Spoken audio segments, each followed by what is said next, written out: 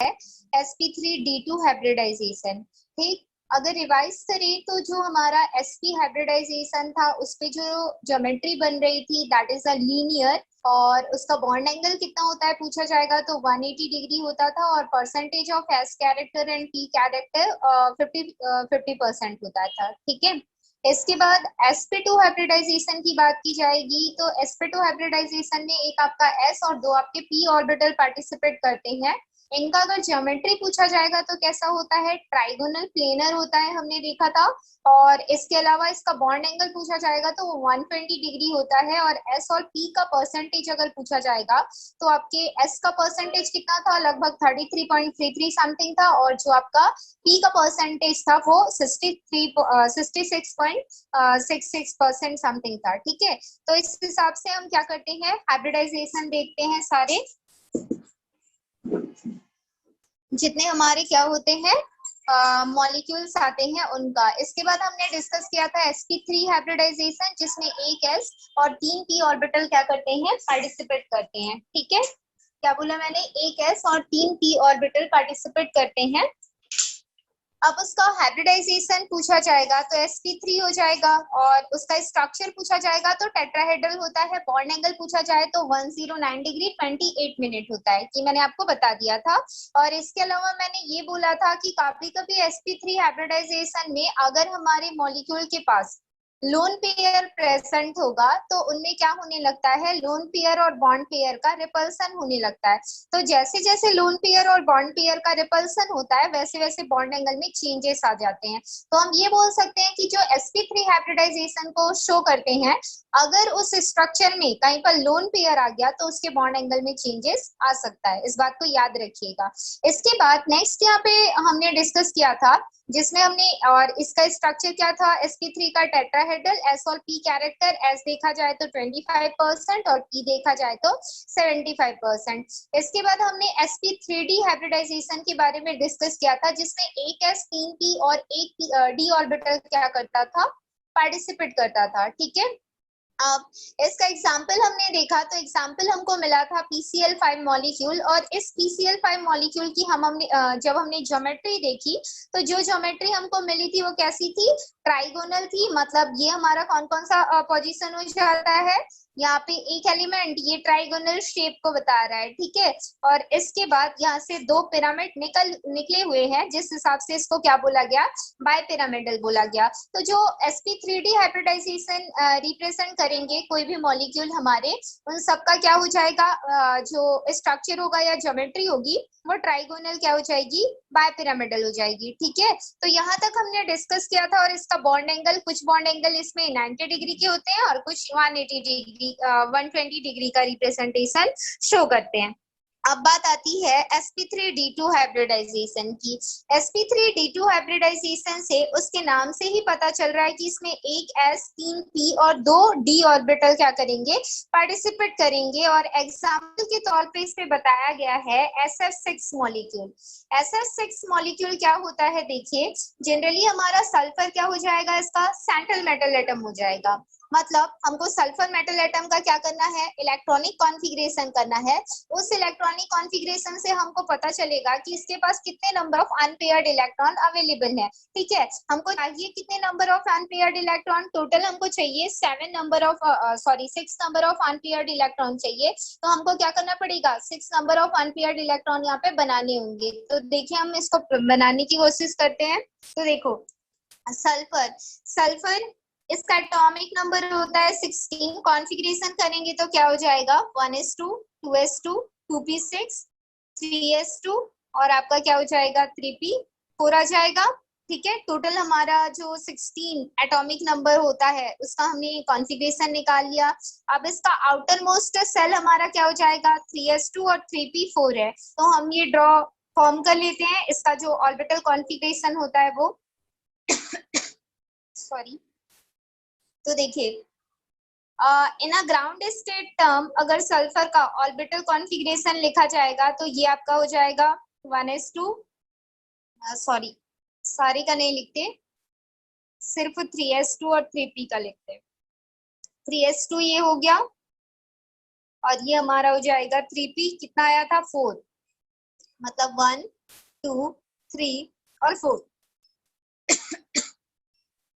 अब हमको चाहिए क्या, देखो हमको जरूरत कितने की है, 6 अनपेयर्ड इलेक्ट्रॉन की है, लेकिन यहाँ पे अवेलेबल कितने हैं हमारे पास, 2 ही अनपेयर्ड इलेक्ट्रॉन अवेलेबल हैं। मतलब हमको इलेक्ट्रॉन्स को क्या करना पड़ेगा, एक्साइट करना पड़ेगा। तो जब हम इसको एक्साइट करते हैं इन देयर एक्साइटेशन स्टेट, यहाँ पे s ऑर्बिटल हमारे पास प्रेजेंट है, p ऑर्बिटल प्रेजेंट है, सभी में एक एक इलेक्ट्रॉन आएंगे, तो हमको और किसकी जरूरत पड़ेगी, d ऑर्बिटल की, क्योंकि इलेक्ट्रॉन एक्साइट होके किसके पास जाएगा, d के पास ही जाएगा।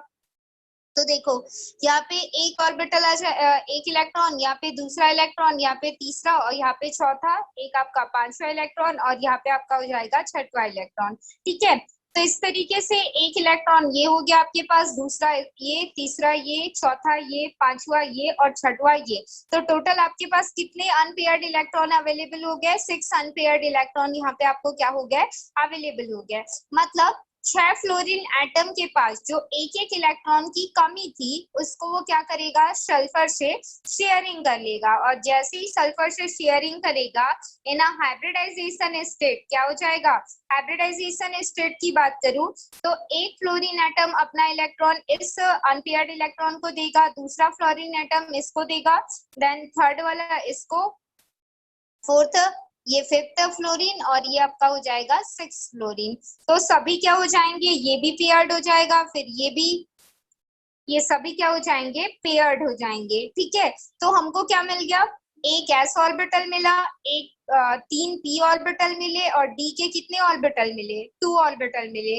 तो इस वजह से इन SF6 मॉलिक्यूल कौन सा हाइब्रिडाइजेशन प्रेजेंट है, sp3d2 हाइब्रिडाइजेशन प्रेजेंट है। ठीक है, तो ऐसे पता किया जाता है किसी भी मॉलिक्यूल का हाइब्रिडाइजेशन स्टेट, जिसमें हम ये पता करते हैं कि कौन कौन से ऑर्बिटल आपस में इंटरमिक्स होके एक मॉलिक्यूल को फॉर्म करके एक नया ऑर्बिटल बनाते हैं। ठीक है, तो यहाँ पर ओवरलैपिंग f का क्या होता है, p ऑर्बिटल होता है, f के p ऑर्बिटल पे इलेक्ट्रॉन प्रेजेंट है और s के d ऑर्बिटल पे इलेक्ट्रॉन आ गए आफ्टर एक्साइटेशन स्टेट। तो p ऑर्बिटल और d ऑर्बिटल यहाँ पे क्या हो रहे हैं, इंटरमिक्स हो रहे हैं, और उसी वजह से यहाँ पर हमारा एक हाइब्रिडाइजेशन का प्रोसेस हो जा रहा है, और वो हाइब्रिडाइजेशन हमको क्या मिल रहा है, sp3d2 हाइब्रिडाइजेशन मिल रहा है। इसमें s का 1, p का 3 और d का 2 ऑर्बिटल क्या हो रहा है, आपस में इंटरमिक्स हो रहा है और sp3d2 हाइब्रिड ऑर्बिटल्स को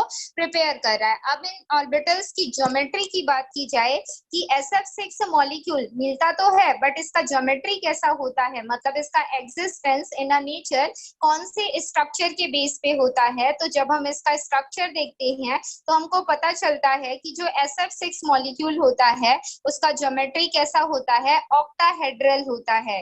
ये ऑक्टाहेड्रल ज्योमेट्री को रिप्रेजेंट करता है, जिसका रिप्रेजेंटेशन कैसे किया जाता है, देखिए यहाँ पे एक एफ आएगा, यहाँ पे एक एफ आएगा, दूसरा, तीसरा, ये चौथा। ठीक है, ये एक फ्लोरीन एटम, ये दूसरा फ्लोरीन एटम, ये तीसरा फ्लोरीन एटम, ये चौथा फ्लोरीन एटम और ये आपका पांचवा देन छठवा फ्लोरीन एटम, और इसी बेसिस पे आपका ये जो स्ट्रक्चर बना है that is called the octahedral complexes. इसको हम किस फॉर्म पे इंडिकेट करते हैं, ऑक्टाहेड्रल कॉम्प्लेक्सेस। ये प्लेन साइड है, इसकी वजह से आपको ये नॉर्मल ऐसा दिख रहा होगा, लेकिन जब आप इसका एक्चुअल स्ट्रक्चर देखोगे, मतलब इसका back portion, side portion, top portion, तो एक्चुअल में ये कौन से स्ट्रक्चर को बता रहा होता है, ऑक्टाहेड्रल स्ट्रक्चर को बता रहा होता है। इसके फ्रंट स्ट्रक्चर या प्लेन स्ट्रक्चर को देख के मत सोचिएगा कि ये किस टाइप पे है। ठीक है, तो ये ऑक्टाहेड्रल स्ट्रक्चर का रिप्रेजेंटेशन शो करता है। ऐसे ही अदर जो मॉलिक्यूल्स होते हैं उसके भी एग्जांपल आप ले सकते हैं, जैसे यहाँ पे अदर एग्जांपल आपका IF5 मॉलिक्यूल का दिया हुआ है, इसके अलावा XF4 मॉलिक्यूल का दिया हुआ है, XCOF4 मॉलिक्यूल का दिया हुआ है। इन सभी में जो हाइब्रिडाइजेशन प्रेजेंट होता है कैसा होता है, sp3d2 होता है। आपको एग्जाम में ये पूछा जा सकता है, लेकिन आपको प्रूफ के साथ तब पूछा जाएगा जब आप थ्योरेटिकल कोई एग्जाम देंगे, और जब आप कंपटीशन एग्जाम देंगे तो आपको एक मॉलिक्यूल दे दिया जाएगा, जैसे आपसे पूछा जाएगा कि which hybridization is found in SF6 molecule, और उसमें ऑप्शन दिया जाएगा sp का, sp2 का, फिर आपके पास दिया जाएगा sp3d का या फिर sp3d2 का। तो आपको टिक करना है इसको कैलकुलेट करने के बाद कि इसमें sp3d2 हाइब्रिडाइजेशन क्या होता है, प्रेजेंट होता है। तो जनरली कंपटीशन एग्जाम्स में ये क्वेश्चन पूछे जाते हैं। थ्योरेटिकल जो एग्जाम्स होते हैं उसमें वाटर मॉलिक्यूल का हाइब्रिडाइजेशन आपको पूछा जा सकता है, अमोनिया मॉलिक्यूल का पूछा जा सकता है, और एक आपका CH4 मॉलिक्यूल जो टेट्राहेड्रल ज्योमेट्री रिप्रेजेंट करता है वो आपको पूछा जा सकता है। ठीक है, और कभी कभी ऐसा होता है कि PCl5 जो मॉलिक्यूल है sp3d हाइब्रिडाइजेशन जिसमें प्रेजेंट था, वो मॉलिक्यूल का भी आपको पूछा जा सकता है हाइब्रिडाइजेशन। ठीक है, तो आप सिर्फ कैलकुलेट करना सीखिए कि इसको कैसे निकाला जाता है। अगर कोई मॉलिक्यूल मेरे पास है तो सबसे पहले सेंट्रल मेटल एटम को लो, फिर उसका कॉन्फ़िगरेशन निकालो। ऑर्बिटल कॉन्फ़िगरेशन निकालने के बाद देखो कि उसके साथ अटैच जो अदर एटम है वो कितना नंबर है, 6 है, 4 है, 5 है, 1 है, 2 है, और उसी के बेसिस पे हमारे पास सेंट्रल मेटल एटम के पास अनपेयर्ड इलेक्ट्रॉन प्रेजेंट है या नहीं, ये आपको देखना है। और जितने number of unpaired electron present होंगे उसके साथ ये मॉलिक्यूल उतने नंबर का ही होगा। मतलब हम ये बोल सकते हैं कि जितना उसका साइड एटम होता है उतना number of unpaired electron central metal atom का हम क्या कर देते हैं, एक्साइट कर देते हैं। उसके बाद जो साइड एटम है उसके साथ सेंट्रल मेटल एटम क्या कर लेता है, ओवरलैप कर देता है। ओवरलैप के बाद इनका इंटरमिक्सिंग हो गया, इंटरमिक्सिंग से हमारा हाइब्रिडाइजेशन का प्रोसेस कंप्लीट हो जाता है। और फिर उसमें कितने एस, कितने पी, कितने डी ऑर्बिटल पार्टिसिपेट कर रहे हैं उसको काउंट करके उसका हाइब्रिडाइजेशन क्या कर लिया जाता है, कैलकुलेट कर लिया जाता है। बात रही इनके बॉन्ड एंगल की और पर्टिकुलर इनका जो एस और पी कैरेक्टर होता है, तो अभी आपने देखा ये जनरली sp3 तक ही अपना एस और पी कैरेक्टर पूछा जाता है कि sp में कितना एस और पी कैरेक्टर है, sp2 में कितना है और sp3 में कितना है। उससे आगे आपको ये sp कैरेक्टर नहीं पूछा जाएगा। ठीक है, क्योंकि s और p ऐसे ऑर्बिटल होते हैं जो कि न्यूक्लियस के पास प्रेजेंट होते हैं। न्यूक्लियस के पास प्रेजेंट होने की वजह से इनके नेचर में क्या आ जाता है, डिफरेंसेस आते जाते हैं, और ये डिफरेंसेस जनरली ये दोनों ऑर्बिटल ही ज्यादा शो करते हैं। बाकी के हमारे डी और एफ ऑर्बिटल न्यूक्लियस से ज्यादा डिस्टेंस में होने की वजह से उतना ज्यादा डिफरेंस शो नहीं करेंगे, जिसकी वजह से कभी भी आपको जो डी है और क्या बोला जाएगा, जो आपका डी है और एफ है उसका परसेंटेज ना पूछ के जो एस है और पी है उसका परसेंटेज पूछा जाता है। ठीक है, तो इस बात को याद रखिएगा। नेक्स्ट टॉपिक यहाँ पे दिया हुआ है sp3d2 हाइब्रिडाइजेशन।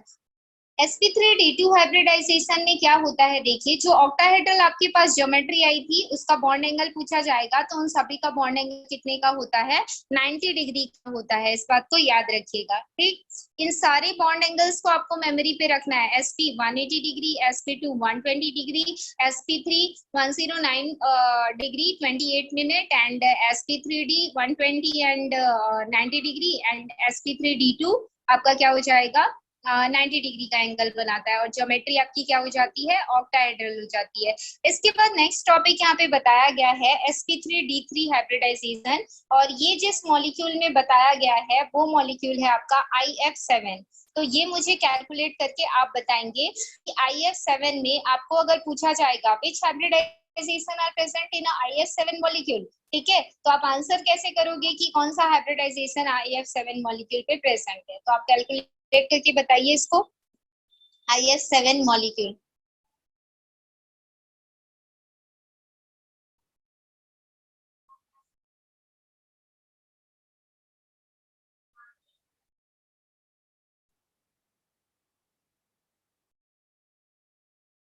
बताइए,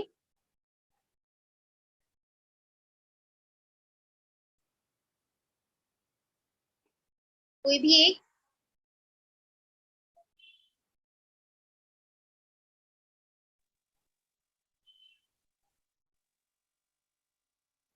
हम सबसे पहले आई का कॉन्फ़िगरेशन करेंगे, तो उसी कॉन्फ़िगरेशन में 5s2 एंड 5p5 आएगा। हाँ। फिर उसको जब एक्साइटेड स्टेट में करेंगे हम्म। तब जो p के जो दो पेयर्स बचे हैं, मतलब p के पास 2 कंप्लीट पेयर्स हैं, वो d वाले हाँ। ऑर्बिटल के पास चले जाएंगे, और s का जो एक कंप्लीट पेयर है वो एक d ऑर्बिटल के पास चला जाएगा। हम्म। तो फिर सबके पास एक एक इलेक्ट्रॉन प्रेजेंट हो जाएंगे, देन फिर जो F7 है वो हम्म। सबके साथ हाइब्रिडाइजेशन का प्रोसेस कर लेगा। तो S के हाँ। पास एक है तो वो S1 हो जाएगा, और P के पास हम्म। तीनों से करेगा, D के पास तीनों से करेगा, हाँ। देन ठीक टोटल है, नंबर 7 हो जाएंगे। चलो क्लियर है। हाँ, तो बिल्कुल करेक्ट रिया ने आंसर दिया। और इस पे देखो, आई जो हमारा एलिमेंट है, आयोडीन, इसका एटॉमिक नंबर काफी ज्यादा होगा, तो आपको कॉन्फ़िगरेशन करने में प्रॉब्लम आ सकता है। तो इसमें करते क्या है, देखो ये चीज मैं आपको बता देती हूँ कि इसका कॉन्फ़िगरेशन कैसे निकालोगे। आई जो होता है वो 17th ग्रुप से बिलोंग करता है, जिसको हम क्या बोलते हैं, हैलोजन फैमिली बोलते हैं। हैलोजन फैमिली का सबसे पहला मेंबर क्या होता है, फ्लोरीन होता है। और फ्लोरीन का एटॉमिक नंबर कितना होता है, 9 होता है। आप सभी इस बात को जानते हो। और अगर इसका एटॉमिक नंबर 9 है, तो आप इसका कॉन्फ़िगरेशन कर लो, क्या आ जाएगा आपका, 1s2 आ जाएगा, 2s2 आ जाएगा, और 2p6 आ जाएगा। अब देखो 2p6 नहीं आएगा, 2p क्या हो जाएगा हमारा, 9 है इसलिए 5 हो जाएगा। तो यहाँ पे हम क्या लिखेंगे, 5 लिखेंगे। ठीक है, तो 5 + 4 हमारा 9 हो गया। अब हमारा आउटर मोस्ट सेल कौन सा है फ्लोरीन का, ये वाला है। तो देखो फर्स्ट एटम का जो कॉन्फ़िगरेशन है 3s2 और सॉरी 2s2 और 2p5 आया है। तो इसके बाद वाले एलिमेंट का, अभी मैं एलिमेंट नहीं बता रही हूँ, मान लो ए कोई एलिमेंट है आपको नाम नहीं पता है, बी कोई एलिमेंट है आपको नाम नहीं पता है, या फिर, तो इस टाइम पर आप क्या करोगे कि इसका जो लास्ट कॉन्फ़िगरेशन होगा, अगर ये 2s2 2p5 है, तो ये वाला क्या हो जाएगा, 3s2 3p5 हो जाएगा। और उसके बाद वाला क्या हो जाएगा, 4s2 4p5 हो जाएगा। समझिए, आपको ऐसे निकालना है, क्योंकि ये क्या होता है, पीरियड्स होते हैं। जैसे ये अगर सेकंड पीरियड पे आ रहा है, तो ये थर्ड पीरियड पे आएगा, ये फोर्थ पीरियड पे आएगा, उसके बाद वाला कोई होगा तो वो किस पे आएगा, फिफ्थ पीरियड पे आएगा। आपको ऐसे निकालना है। मतलब लार्ज जो मॉलिक्यूल्स होते हैं उनका एटॉमिक नंबर काफी ज्यादा होता है, तो कॉन्फ़िगरेशन करने में हमको प्रॉब्लम हो सकता है। तो हम क्या करते हैं, सिर्फ लास्ट सेल को ही याद रख लेते हैं। और लास्ट सेल को याद रखने का तरीका क्या है कि उसी ग्रुप का जो सबसे छोटा एलिमेंट है उसका कॉन्फ़िगरेशन याद करो। तो उसका अगर लास्ट सेल मुझे मिल गया, तो उसके बाद वाले एलिमेंट में क्या जनरेट होगा, एक एक पीरियड अप होता जाएगा। तो उस नंबर को मैंने क्या किया है, बस चेंज किया है और कुछ नहीं किया है। ठीक है, तो हम ऐसे किसी भी जो लार्ज हमारे पास एटम्स होते हैं उनका इलेक्ट्रॉनिक कॉन्फ़िगरेशन निकालने के लिए हम इस टेक्निक का यूज करते हैं। हम पूरा इलेक्ट्रॉनिक कॉन्फ़िगरेशन यूज नहीं करते। और जैसे आप एटॉमिक नंबर देखते जाओगे, तो किसी का 53 है, किसी का 83 है, किसी का 80 है, 90 है, तो उतने दूर तक कॉन्फ़िगरेशन में नहीं जाते। उससे ग्रुप के फर्स्ट एलिमेंट का कॉन्फ़िगरेशन याद करो, उस ग्रुप के बाद वाले एलिमेंट का कॉन्फ़िगरेशन हमको अपने आप पता चल जाएगा, क्योंकि बॉन्डिंग में ओनली लास्ट सेल ही पार्टिसिपेट करेगा, उसके सिवा बाकी कॉन्फ़िगरेशन का हमको कोई काम नहीं रहता है। ठीक है, तो ऐसे आप कॉन्फ़िगरेशन पता करेंगे किसी भी मॉलिक्यूल पे। इसके बाद हमको ये तो पता चल गया कि sp3d3 हाइब्रिडाइजेशन में एक s 3p और 3d ऑर्बिटल पार्टिसिपेट करेंगे according to their electronic configuration, जो कि यहाँ पे शो किया गया है। ठीक है, अब इसका ज्योमेट्री क्या होता है ये भी देख लीजिए। जनरली जो sp3d2 हाइब्रिडाइजेशन स्टेट शो करते हैं, उसको शो करने वाले मॉलिक्यूल पेंटागोनल बायपिरामिडल, इनका क्या होता है, ज्योमेट्री होता है। ठीक है, क्या ये आपको स्ट्रक्चर दिख रहा होगा, ये पेंटागोनल शेप का है, पेंटागोनल, और इसमें दो पिरामिड बने हुए हैं हमारे पास। ठीक है, ये एक हो जाएगा और ये एक हो जाएगा यहाँ पे। ठीक है, तो इस वजह से इसको क्या बोला जा रहा है, बाई पिरामिडल बोला जा रहा है। तो sp3d3 हाइब्रिडाइजेशन का जो ज्योमेट्री होता है that is a pentagonal bi pyramidal, और उसमें कुछ एंगल कितने के होते हैं, 90 डिग्री के, और कुछ एंगल कितने के होते हैं, 72 डिग्री के होते हैं। तो इस तरीके से देखो आपने सभी हाइब्रिडाइजेशन को पढ़ लिया। अब इस हाइब्रिडाइजेशन को मॉलिक्यूल से कैसे निकालना है वो तो आप समझ गए होंगे। अब इसका बॉन्ड एंगल और जो आपका शेप या ज्योमेट्री आता है, ये भी आपको अपनी मेमोरी पे रखना है। तो हमने पढ़ा sp के बारे में, sp2 के बारे में, और किसके बारे में पढ़ा, sp3 के बारे में, इसके अलावा sp3d और sp3d2 के बारे में पढ़ा, और एक आपका क्या हो जाता है sp3 D3 के बारे में पढ़ा। तो देखो इसका ज्योमेट्री बोला जाए तो लीनियर होता है, sp2 का बोला जाए तो ट्राइगोनल प्लेनर होता है, sp3 का बोला जाए तो टेट्राहेड्रल होता है, sp3d का बोला जाएगा तो ट्राइगोनल पिरामिडल होता है, और sp3d2 का बोला जाएगा तो शेप क्या होता है, ऑक्टाहेड्रल, और sp3d3 का क्या मैंने बताया, पेंटागोनल बायपिरामिडल होता है। ठीक है, अगर आपको इस स्ट्रक्चर के शेप भी पता रहेंगे तो कभी कभी शेप के बेसिस पे भी हाइब्रिडाइजेशन पूछ लिया जाता है। पर्टिकुलर हर एक हाइब्रिडाइजेशन में जो भी मॉलिक्यूल एग्जिस्ट कर रहा है उसका शेप क्या है, अलग अलग है, तो उस शेप के बेसिस पे भी हम याद रख लेते हैं। अब इसका बॉन्ड एंगल देखो, सबसे पहले एलिमेंट का लीनियर वाले का 120 डिग्री होता है, ट्राइगोनल प्लेनर का आपके पास कितना आता है, सबसे पहले 180 होता है, फिर 120 डिग्री, और उसके बाद आपका कितना आ जाएगा, टेट्राहेड्रल का 109 और 28 मिनट आता है, ट्राइगोनल प्लेनर का आपका 120 डिग्री एंड कुछ एंगल 90 डिग्री के होंगे, ऑक्टाहेड्रल का सभी आपका 90 डिग्री का होगा, और sp3d3 का कुछ आपका 90 डिग्री का और कुछ आपका 72 डिग्री का होगा। तो ये सारी बातें आपको पता होनी चाहिए। और बाकी में अगर s और p कैरेक्टर की बात की जाए तो आप सभी जानते हैं कि sp में 50-50%, sp2 में 33 और 63.66, और sp3 में 25 एंड 75%, और बाकी हमारा sp3d और sp3d2 और sp3d3 इनमें जो परसेंटेज है sp और d कैरेक्टर का वो नहीं पूछा जाता, क्योंकि इसमें d पार्टिसिपेट कर रहा है, और d पार्टिसिपेट करने के बाद न्यूक्लियस में जो चेंजेस आता है वो अलग टाइप का होता है, जिस वजह से इनमें परसेंटेज को नहीं पूछा जाता है। इसके बाद नेक्स्ट टॉपिक यहाँ पर जो बताया गया है वो आपका है हाइब्रिडाइजेशन इन इथाइलिन मॉलिक्यूल। अभी तक आपने जितना भी मॉलिक्यूल देखा सारे के सारे मॉलिक्यूल में कैसा बॉन्ड प्रेजेंट था, जैसे मैं BeCl2 की बात करूं, BeCl3 की बात करूं, CH4 की बात करूं, PCl5 की बात करूं, या SF6 की बात करूं, IF7 की बात करूं, सभी का स्ट्रक्चर देख के मैंने ये ऑब्जर्व किया कि सभी में सिंगल बॉन्ड प्रेजेंट थे। अगर डबल बॉन्डेड मॉलिक्यूल होता है तो उसमें कैसे हाइब्रिडाइजेशन कैलकुलेट किया जाता है, तो उसको दो तरीके से यहाँ पे बताया गया है। पहला हाइब्रिडाइजेशन इन इथाइलिन मॉलिक्यूल, और सेकंड बताया जा रहा है एसिटिलीन मॉलिक्यूल। तो सबसे पहले ये बताओ कि इथाइलिन मॉलिक्यूल का फॉर्मूला क्या होता है, what is the formula of ethylene molecule? C2H4। हाँ, C2H4। और अब इसका स्ट्रक्चर बनाएंगे तो ठीक है, C2H4 इसका स्ट्रक्चर बना के बताइए।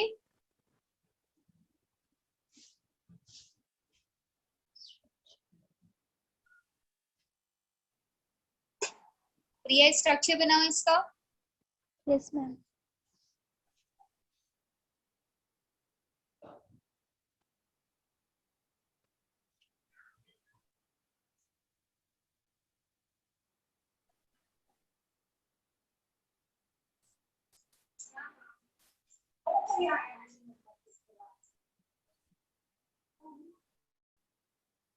चलिए परफेक्ट है, यस। ठीक है।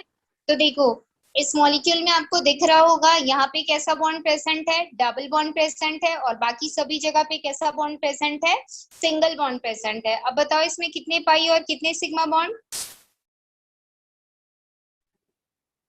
5 सिग्मा बॉन्ड और 1 pi bond. 5 sigma and 1 pi. 1 pi bond, ठीक है, वेरी गुड।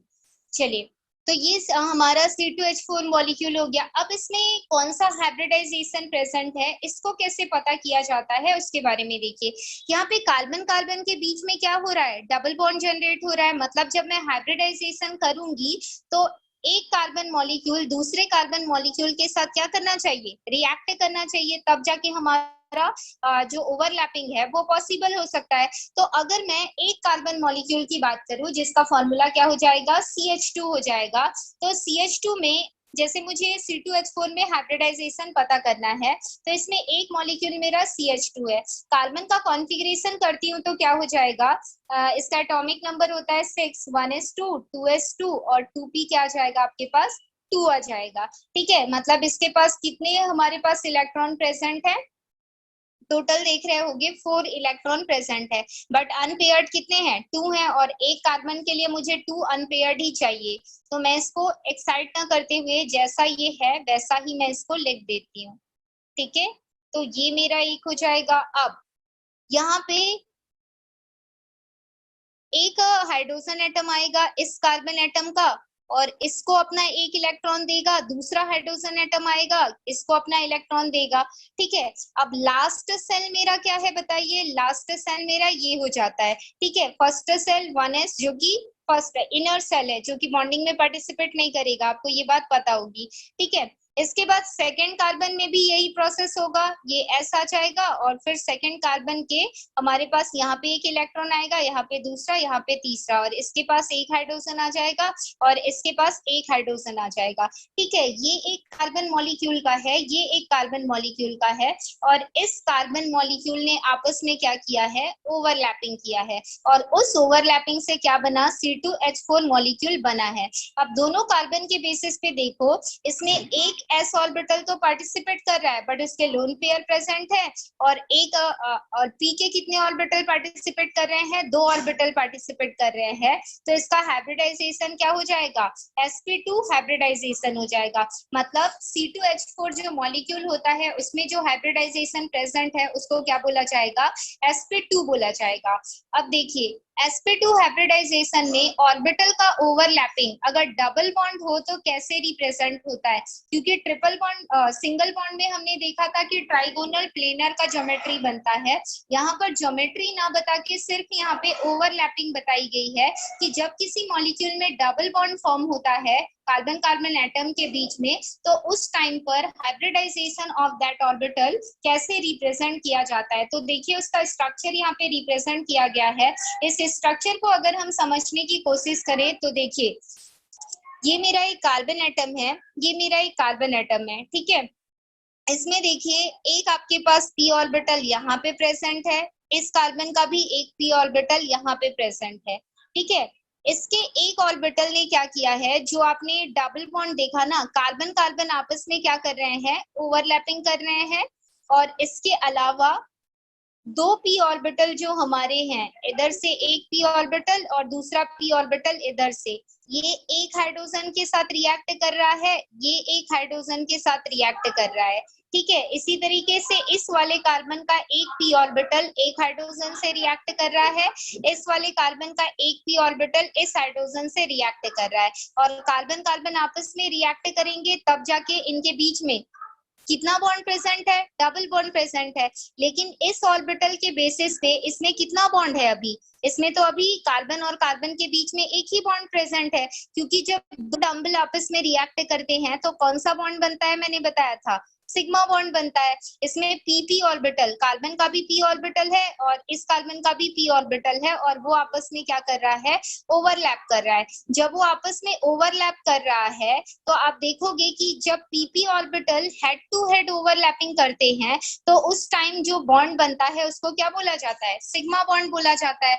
अब देखो, ये मेरे पास एक p ऑर्बिटल वैकेंट है जो कि कार्बन कार्बन के ही हैं, तो ये p ऑर्बिटल आपस में जो बॉन्ड फॉर्म कर रहे हैं इसको बोला जाता है, ये जो रिप्रेजेंटेशन मैंने किया है ना, ये साइड वाइज ओवरलैपिंग के लिए किया है। किसकी ओवरलैपिंग के लिए, साइड वाइज ओवरलैपिंग के लिए ये रिप्रेजेंटेशन मैंने किया है। और जब साइड वाइज ओवरलैपिंग होती है p ऑर्बिटल की, ये वाला साइड वाइज ओवरलैपिंग, ये जो मैंने आपको बताया था, तब कौन सा बॉन्ड बनता है, आपका पाई बॉन्ड बनता है। तो इन ऑर्बिटल की साइड वाइज ओवरलैपिंग से एक क्या बन रहा है, पाई बॉन्ड बन रहा है। मतलब यहाँ पर एक बॉन्ड सिग्मा बॉन्ड प्रेजेंट है, और ये जो साइड वाइज ओवरलैपिंग शो कर रहे हैं ये एक ही ऑर्बिटल का क्या है, साइड वाइज ओवरलैपिंग है ऐसे ही। तो इसमें कितने सिग्मा बॉन्ड बनेंगे, एक ही सिग्मा बॉन्ड इसमें बनेगा। मतलब इस स्ट्रक्चर में जो डबल बॉन्ड प्रेजेंट होता है इसमें एक सिग्मा बॉन्ड बनता है, जिसमें दोनों कार्बन के p orbital head to head overlapping करते हैं,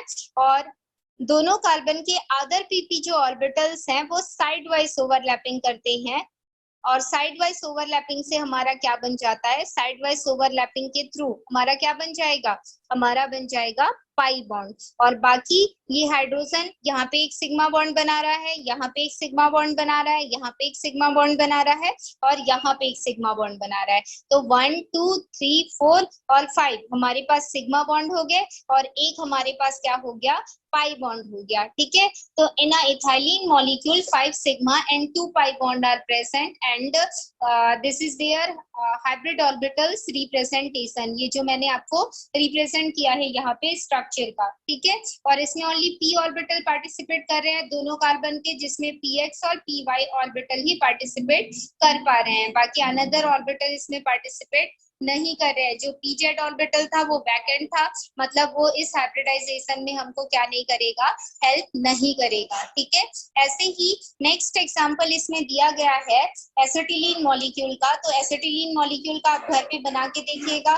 एसिटिलीन मॉलिक्यूल में कार्बन कार्बन के बीच में ट्रिपल बॉन्ड प्रेजेंट होता है। तो ट्रिपल बॉन्ड प्रेजेंट होने से साइड वाइज ओवरलैपिंग कैसे होती है और हेड टू हेड ओवरलैपिंग कैसे होती है, कितने सिग्मा और कितने पाई बॉन्ड उसमें बनते हैं, वो आपको उसमें बताया गया है।